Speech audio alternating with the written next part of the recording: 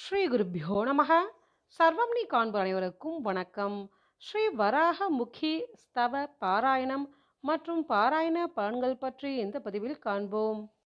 ஸ்ரீ வராக முகி ஸ்தவம் ஸ்ரீ வராகியின் பெருமைகளையும் சக்திகளையும் பற்றி விளக்குவதாய் அமைந்துள்ளது. இந்த ஸ்ரீ வராக முகி ஸ்தவத்தை எல்லா பலன்களையும் அளிக்கும் முழுமையான மந்திர அக்ஷரங்களுடன் யார் படிக்கிறார்களோ அவர்கள் திறமையுடன் நீண்ட ஆயுள், கவிதையில் விருப்பம், செல்வம், வெற்றி, புகழ் ஆகியவற்றை பெறுவார்கள். எல்லா பலன்களையும் அளிக்கக்கூடிய இந்த ஸ்ரீ வராகமுகி ஸ்தவத்தை ஆஷாட நவராத்திரி புண்ணிய காலத்திலும் மற்றும் வாராகி தேவிக்கு உரிய விசேஷ நாட்களிலும் பாராயணம் செய்வது மிகவும் விசேஷம். ஸ்ரீ வராகமுகி ஸ்தவஹ कुवलय निभा कौशेया धोरुखा मुकुटोज्ज्वला हलमुसलिनी सद्भक्तेभ्यो वराभयदायिनी कपिलनयना मध्ये क्षामा कठोरघनस्तनी जयति जगतां मातः सा ते वराहमुखी तनुः तरति विपदो घोरा दूरात् परिह्रियते भयं स्खलितमतिभिर्भूतप्रेतैः स्वयं म्रियते श्रिया क्षपयति रिपूनीष्टे वाचां रणे लभते जयं वशयति जगत्सर्वं वाराहि यस्त्वयि भक्तिमान् स्तिमितगतय सीदद्वाचः परिच्युतहेतयः क्षुभितहृदया सद्यो नश्यदृशो गलितौ च सः भयपरवशा भग्नोत्साहाः पराहतपौरुषाः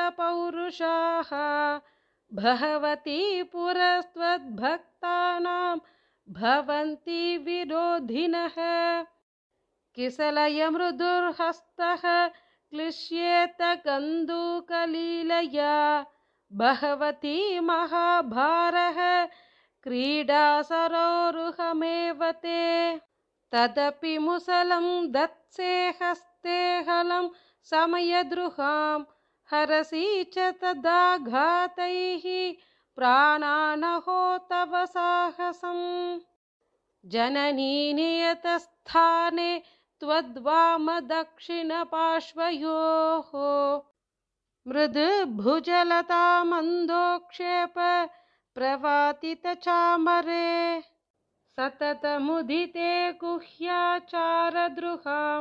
रुधिरासवैरुपशमयतां शत्रून् सर्वानुभे मम दैवते हरतु दुरितं क्षेत्राधीशः स्वशासनविद्विषां